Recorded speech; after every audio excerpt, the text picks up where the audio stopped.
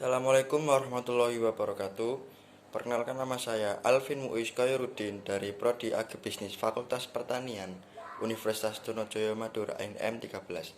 Di sini saya akan menjelaskan mengenai analisis tata niaga komoditas padi di Pasar Sumelaran, Kecamatan Sukodadi, Kabupaten Lamongan.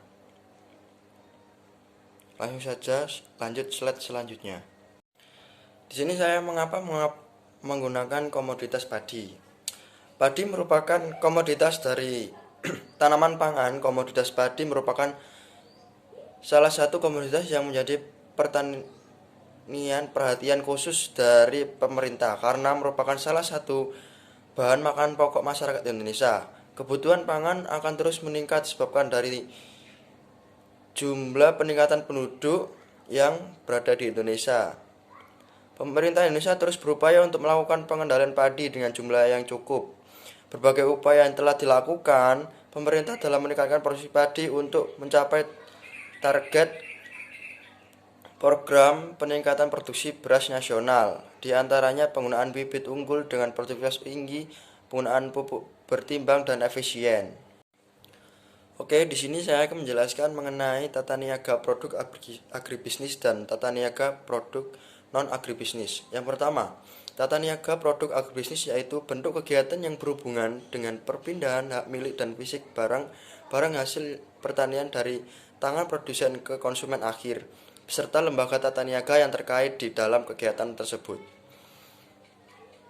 Tata niaga produk non agribisnis merupakan bentuk kegiatan yang berhubungan dengan perpindahan, akan tetapi objek yang akan dijual atau didistribusikan untuk tata niaga non agribisnis barang yang dijualkan bukan merupakan hasil pertanian, melainkan barang yang sudah mengalami proses pengolahan dan semacamnya.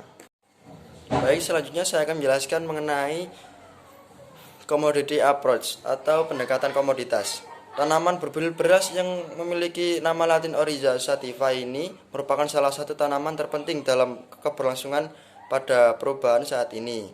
Tanaman padi merupakan jenis tanaman semusim dengan ciri memiliki akar serabut, berurat, daun terjajar, bunga tersusun majemuk dengan tipe buah bulir atau karyoposis yang tidak dapat dibedakan mana buah mana bijinya, dan memiliki bentuk bulat hingga lonjong dengan ukuran 3-15 mm yang tertutup oleh palea dan lema atau sekam.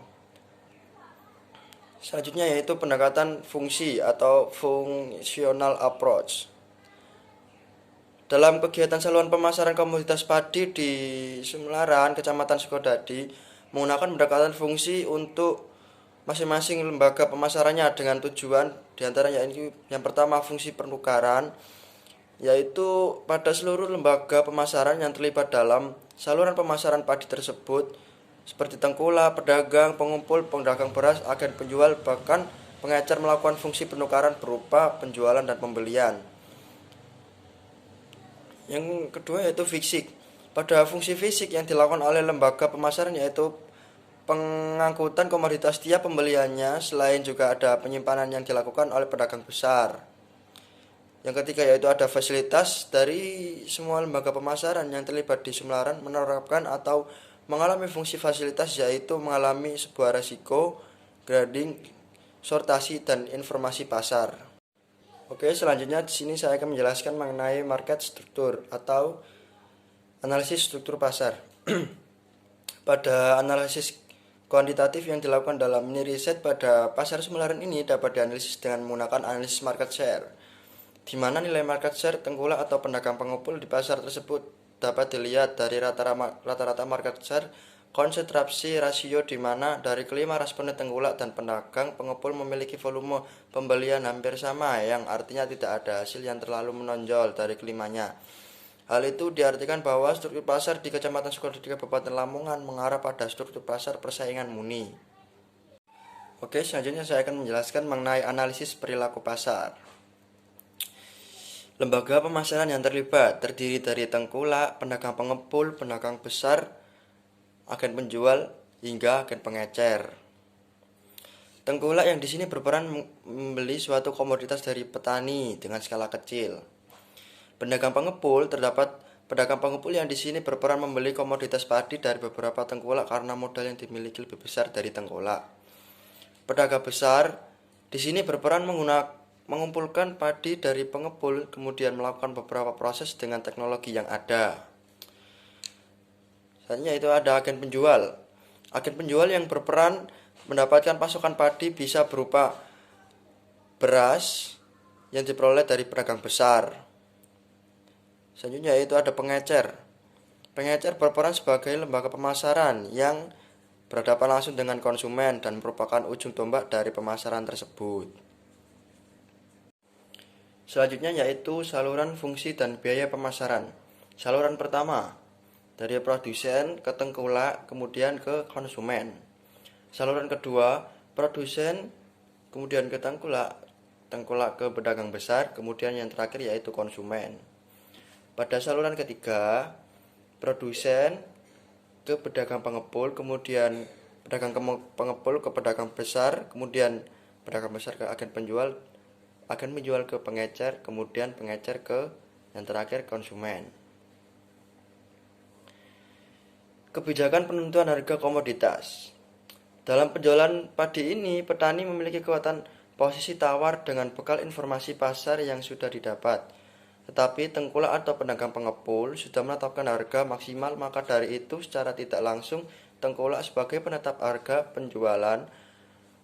Ada hal yang diperhatikan sebelum menentukan harga, yaitu dengan memperhitungkan biaya yang dikeluarkan di tiap tingkat lembaga pemasaran agar tidak ada pihak yang merasa dirugikan, yaitu mulai produsen dan konsumen. Maka dari itu kebijakan penentuan harga komoditas padi harus sangat diperhatikan. Selanjutnya yaitu sistem pembayaran yang dilakukan tiap lembaga pemasaran, mulai dari tengkulak. Tengkulak saat membeli komoditas padi dari petani langsung, tengkulak melakukan pembayaran dengan cara tunai atau memberikan uang langsung pada petani. Pedagang pengepul. Pedagang pengepul saat membeli padi dari petani atau tengkulak melakukan transaksi secara tunai. Pedagang besar. Sama seperti dengan tengkulak dan pengepul yang melakukan transaksi secara tunai meskipun barang dibeli dalam skala besar. Jadi pengeluarannya sangat besar. Selanjutnya itu agen penjual. Agen penjual membeli barang dari pedagang besar dengan cara tunai. Kemudian pengecer. Pengecer membeli barang dengan skala kecil juga dibayar secara tunai. Jadi secara keseluruhan dibayar secara tunai. Selanjutnya di sini saya akan menjelaskan mengenai market performance atau analisis penampilan pasar melalui perhitungan margin. Perhitungan margin pertama, saluran pertama yaitu harga beli rata-rata dari petani yaitu 3.800 per kilo dalam kondisi basah. Harga jual rata-rata ke konsumen 6.100 per kilo dalam kondisi kering. Total margin yaitu 2.300. Perhitungan margin saluran 2, tengkulak. Harga beli rata-rata dari petani 3.900 per kilo dalam kondisi basah. Harga jual rata-rata ke pedagang besar 5.100 per kilo dalam kondisi basah.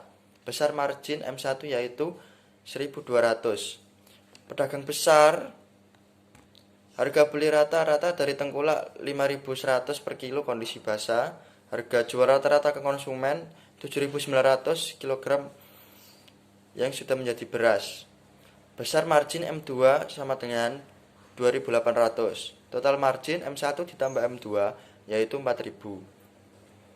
Perhitungan margin saluran 3. Pedagang pengepul, harga beli rata-rata dari petani yaitu 3.800 per kilo dalam kondisi basah. Harga jual rata-rata ke pedagang besar yaitu 6.200 per kilo dalam kondisi kering. Besarnya margin M1 yaitu Rp2.400. Pedagang besar, harga beli rata-rata dari pengepul yaitu 6.200 per kilo dalam kondisi kering. Harga jual rata-rata ke agen penjual 7.600 kg beras. Besar margin M2 yaitu Rp1.400.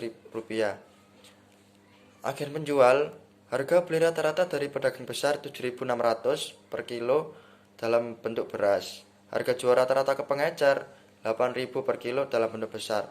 Besar margin M3 yaitu sama dengan 400. Pengecer, Harga rata-rata dari agen penjual yaitu 8.000 per kilogram dalam bentuk beras. Harga jual rata-rata ke konsumen 8.000 per kilogram per beras. Harga rata-rata jual ke konsumen 800 kilogram per beras. Besarnya margin M4 yaitu 500. Total margin M1, M2, M3 dan M4 yaitu 4.700. Selanjutnya yaitu perhitungan farmer share. Farmer share di sini menunjukkan besarnya bagian harga yang diterima petani terhadap harga yang dikeluarkan pada konsumen akhir.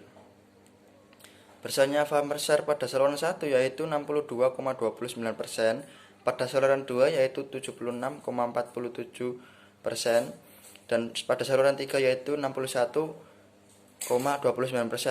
Farmer share memiliki rumus yaitu PF per PR dikali 100. Sekian presentasi dari saya, kurang lebihnya mohon maaf. Wabillahi taufiq wal hidayah. Wassalamualaikum warahmatullahi wabarakatuh.